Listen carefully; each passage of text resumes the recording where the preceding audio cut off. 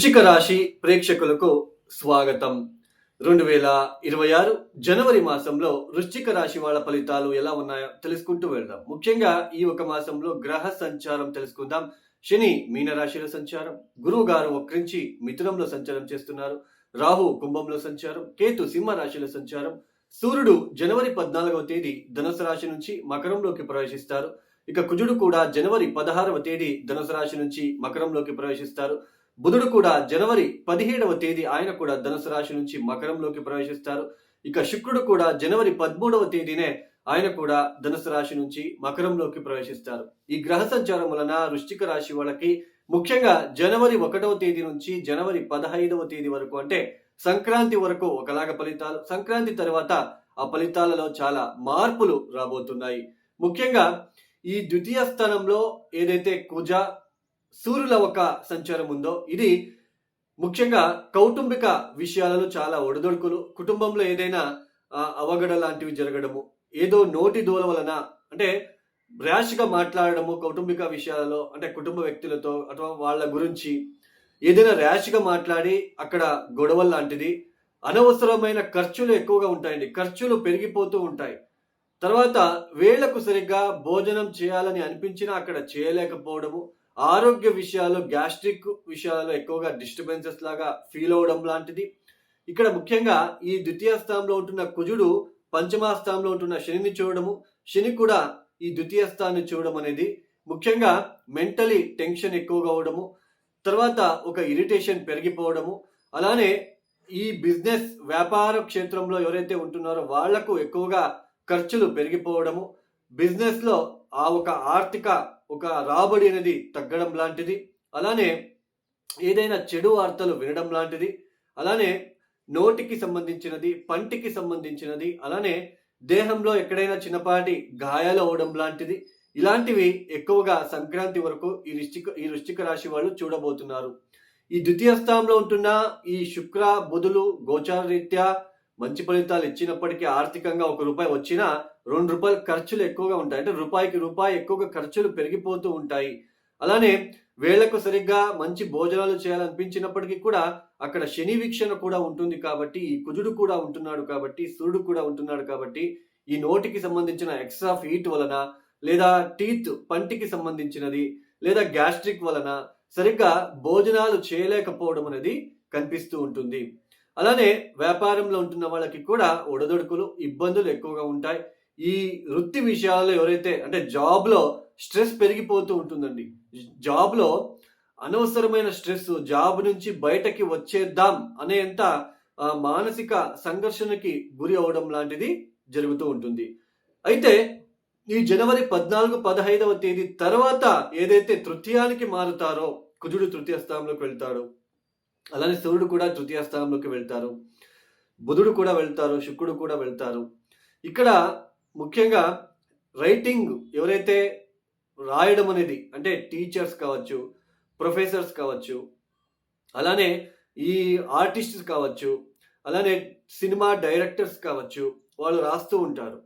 So ఏదైనా వాళ్ళు స్టోరీకి సంబంధించినది రాయడం లాంటిది, అలానే మీడియా రంగంలో ఉన్న వాళ్ళు, మీడియా రంగంలో ఎవరైతే పనులు చేస్తూ ఉంటారో, అలానే ముఖ్యంగా ఈ నైబర్స్తో కూడా, అలానే ఈ కమ్యూనికేషన్ విషయాలు ఎవరైతే మీరు పనిచేస్తూ ఉంటారో అంటే మార్కెటింగ్ కావచ్చు, అలానే మెయిన్ డ్రైవింగ్ చేసే వాళ్ళు కావచ్చు, వీళ్ళందరికీ కూడా చాలా మంచి ఫలితాలు రాబోతున్నాయి. తృతీయ స్థానంలో దశమాధిపతి అయిన సూర్యుడే తృతీయ స్థానంలో ఉండడము, అందులోనే మీ రాష్ట్రాధిపతి ఎగ్జాల్టెడ్ పొజిషన్ లో ఉండడం అనేది ఈ చాలా స్పీడ్ గా ఉంటారండి. ఆ పని చేయాలి, ఆ వర్క్ చేయాలి, చాలా స్పీడ్ గా వెళ్ళిపోతూ ఉంటారు. అంటే మంచి ఫలితాలు రాబోతున్నాయి అని అర్థం. ముఖ్యంగా ఈ ఒక సోదరులతో మాత్రమే కొంచెం డిస్టర్బెన్సెస్ జరిగే సూచనలు ఉంటాయి. మీ తమ్ముడు, మీ చెల్లి, అక్క వీళ్ళ విషయంలో కొంచెం డిస్టర్బెన్సెస్ అయ్యే సూచనలు ఉంటాయి కాబట్టి కొంచెం ఆ ఒక విషయాలలో కొంచెం జాగ్రత్తలు అనేది తీసుకుంటే చాలా మంచిది. ఇంకా మిగతా అంతా కూడా మీరు కమ్యూనికేషన్ బాగుంటుంది. తర్వాత జర్నీస్ ఎక్కువగా ఉంటాయి. సమయంలో ఎక్కువ జర్నీస్ చేయవలసిన ప్రమేయం ఏర్పడుతూ ఉంటుంది. ఒక ధైర్యము, ఒక స్థైర్యము, ఉద్యోగం విషయాలలో ఎవరైతే మార్కెటింగ్, కమ్యూనికేషన్ సంబంధించిన విషయాలు ఎవరైతే జాబ్ చేస్తున్నారో వాళ్ళకి ఇది చాలా మంచి ఫలితాలు రాబోతుంది. అలానే మీడియా క్షేత్రాల్లో పనిచేసే వాళ్ళకి కూడా చాలా అభివృద్ధిదాయకంగా ఉండబోతుంది. సో ఇలాంటివన్నీ మంచి ఫలితాలు ఉన్నప్పటికీ దూకుడు స్వభావం పెంచకుండా, దూకుడుతో ముందుకు వెళ్లకుండా ఆలోచించి వెళ్ళడానికి ప్రయత్నాలు చేస్తే, అలానే ఈ సోదరులతో ఇబ్బందులు రాకుండా చూసుకున్నట్లయితే కొంచెం మంచిగా ఉంటుంది. ఈ పంచమ స్థానంలో శని ఒక సంచారం జరుగుతూ ఉంది. ఇది ఆల్రెడీ చెప్పుకుంటూ వస్తున్నాను. కొంచెం బిజినెస్ ఎక్స్పాన్షన్, అలానే బెట్టింగ్లు కట్టడము, జూజ్ ఆడము, అలానే ఈ తెలియకుండా షేర్ మార్కెట్లో ఇన్వెస్ట్మెంట్ చేయడము, ఇలాంటివన్నీ చేయకుండా కొంచెం ఆలోచించి నిర్ణయాలు తీసుకుంటే మంచిది. అలానే ఒక భయం అనేది ఏర్పడుతూ ఉంటుంది. కొంచెం భయము ఇవన్నీ ఉంటాయి కాబట్టి కొంచెం జాగ్రత్తలు తీసుకోండి. అలానే ప్రయాణాల పట్ల కొంచెం జాగ్రత్తలు తీసుకోండి. అనవసరమైన ప్రయాణాలు తప్పించండి. రాత్రిపూట ప్రయాణాలు చేయకండి. ఎందుకంటే ఈ కుజుడు బుధుడు కూడా ఇద్దరు ఒకే సరిసమంగా వెళ్తున్నారు. సో కొంచెం అగ్ని ప్రమాదాలు, అలానే ఎలక్ట్రిక్ షాక్ అంటే కరెంట్కి సంబంధించిన విషయాలలో ఏదైనా ఇబ్బందులు, అవఘడలు జరిగే సూచనలు ఉంటాయి కాబట్టి కొంచెం జాగ్రత్తలు తీసుకుంటే మంచిది. అలానే మీడియా రంగంలో ఈ మీడియా నుంచి ఫేస్బుక్లో, ఇన్స్టాగ్రామ్లో వాళ్ళ పరిచయమయ్యే ఫ్రెండ్స్తో కొంచెం జాగ్రత్తలు ఉండడానికి ప్రయత్నాలు చేసుకోండి. ఇక ఈ వృశ్చిక రాశి వాళ్ళు తప్పనిసరిగా ప్రతిరోజు మానకుండా కాలభైరవేశ్వర గాయత్రి మంత్రం, అలానే కాలభైరవేశ్వర అష్టకం లాంటిది చదువుకోవడానికి ప్రయత్నం చేయండి. గురువారం పూట ఏదైనా తీపి పదార్థాలని వృద్ధాశ్రమాలకి ఇవ్వడానికి ప్రయత్నం చేయండి. బెడ్షీట్ లాంటివి అందించడానికి ప్రయత్నాలు చేసుకోండి. ఇవి గోచార ఫలితాలు మాత్రమే. ఇంతసేపు మనం ఏమి చెప్పుకొచ్చామో ఇవి గోచార ఫలితాలు మాత్రమే. జాతకం చాలా ఇంపార్టెంట్. జాతకంలో మనం పుట్టినప్పుడు జాతకంలో గ్రహస్థానాలు గనక బాలేకపోతే, అక్కడ గ్రహగతులు చాలా ఇబ్బందిగా ఉంటే, పంచమాధిపతి, నవమాధిపతి, లగ్నాధిపతి, సప్తమాధిపతి, దశమాధిపతి వీళ్ళు చాలా ప్రముఖమైన పాత్ర అనేది వహిస్తారు.